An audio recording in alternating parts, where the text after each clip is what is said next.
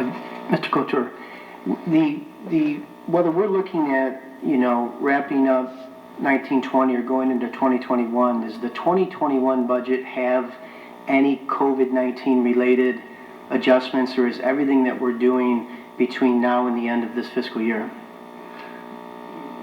With the budget that's presented right now, we took the stance, or the administration took the stance of, that the revenue sources would be at the levels they were before the COVID-19. So, is it conservative enough? We don't know, but we just don't know what the expectation is just yet. But we do know that typically we get increases for state sharing revenue. We get increases in other areas.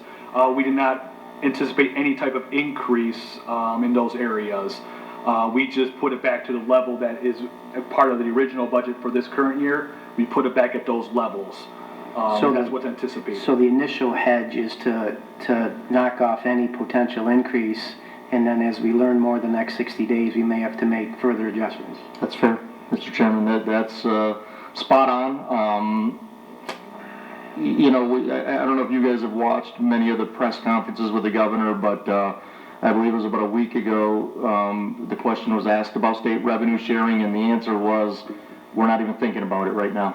But there has been formal communications both on state revenue sharing and Act 51, which is our road funding, which was to expect a reduction.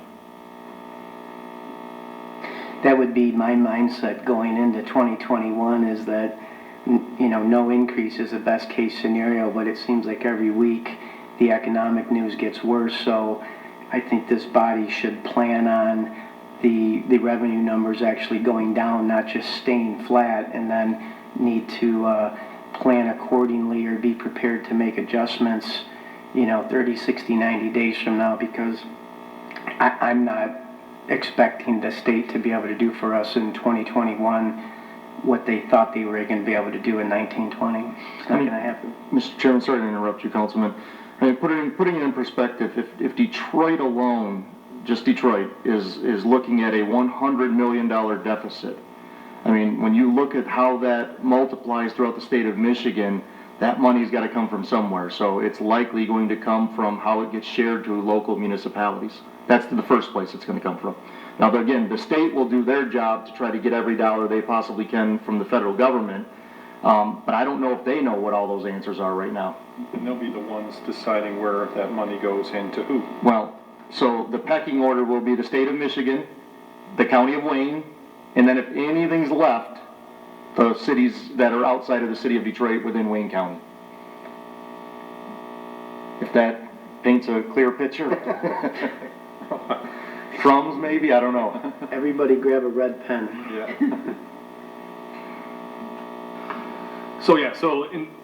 So basically that's what the stance we are, but the good fiscal thing to do is just keep an eye on everything and prepare for, and develop the scenarios. If there's going to be a reduction of this percentage, and show how that is going to affect it, and come up with a few scenarios, which, like I said, the administration will be discussing over the next few weeks, because it just is what it is. It's still relatively new, and trying to figure out what it's going to do to revenue sources it's just hard to estimate right now. The one factor that I do know of is that the largest revenue source for the city, which is taxes, those are based on assessed values, which were set at the March board of review. So the tax revenues should be constant to what they are. We should know what those are going to be. But what's going to happen a year from now or 2 years from now with those values is anybody's guess. So that's something to be conscious about as well too. So that being said, that when we talk about the 21 budget, we'll go over the tax revenues. So that's why you see a small increase in tax revenues, because those assessments are already set by the March board of review. So. Mr. Chairman, one other point to make out, and some of these operational cuts, we do have layoffs. I don't know what other cities are doing, but Sheila, what do we have, 90 or so layoffs citywide right now? So there will be some potential savings there. It's not going to be a big number, but as we go through each department, we can talk about that with this body of what those details are. But we have cut everywhere we can cut at this point in time. Some of those are simply situational layoffs where, the golf course, for example. The governor has made it clear that that is not an essential service, so we have that down to bare bones of just being able to operate to serve food to residents essentially. So, but we do have layoffs that are built in also.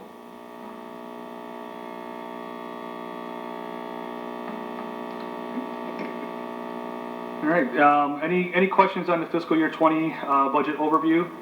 If not, then I know we're a little bit behind schedule, but I'll try to quickly go through the 21 budget overview, and we'll have more questions as we go through the department heads meetings as well too.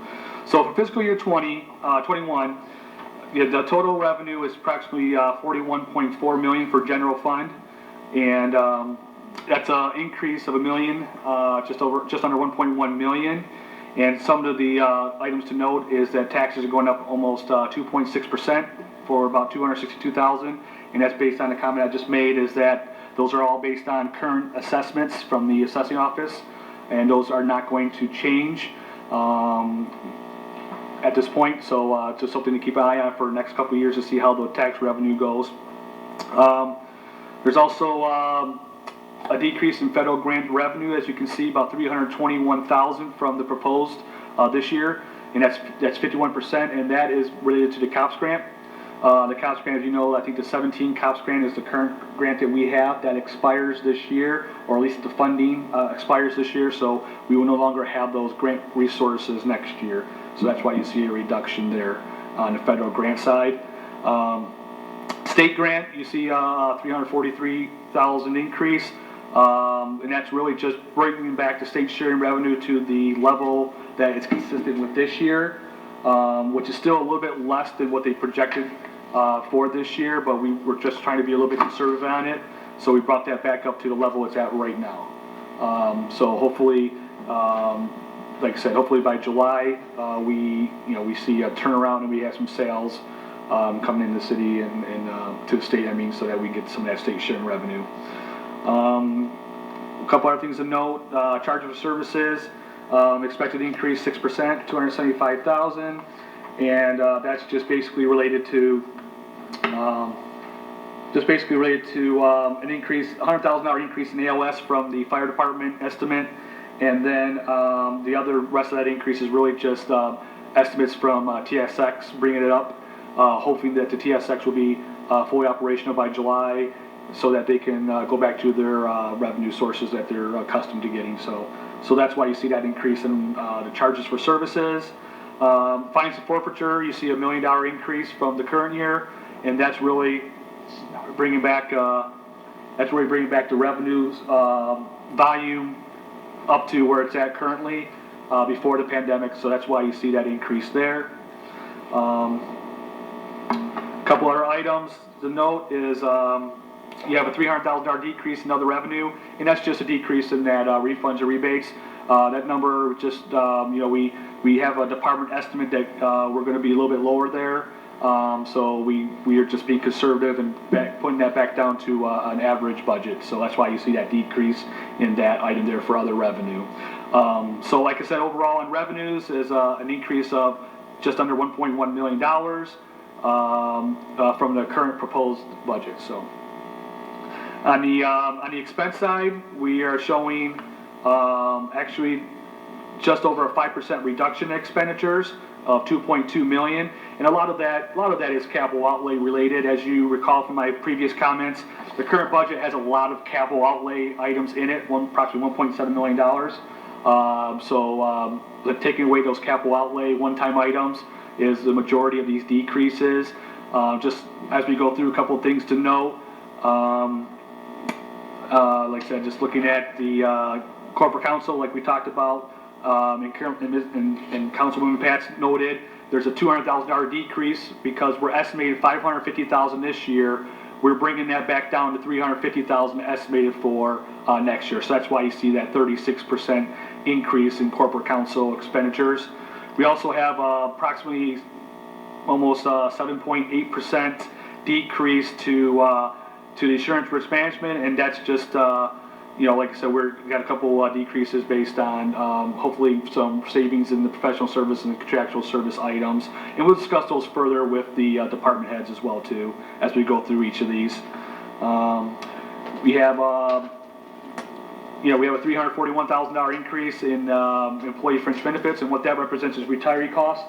Pension and retiree healthcare is what's in that department, so those are expected to increase just based on normal increases in that area. We have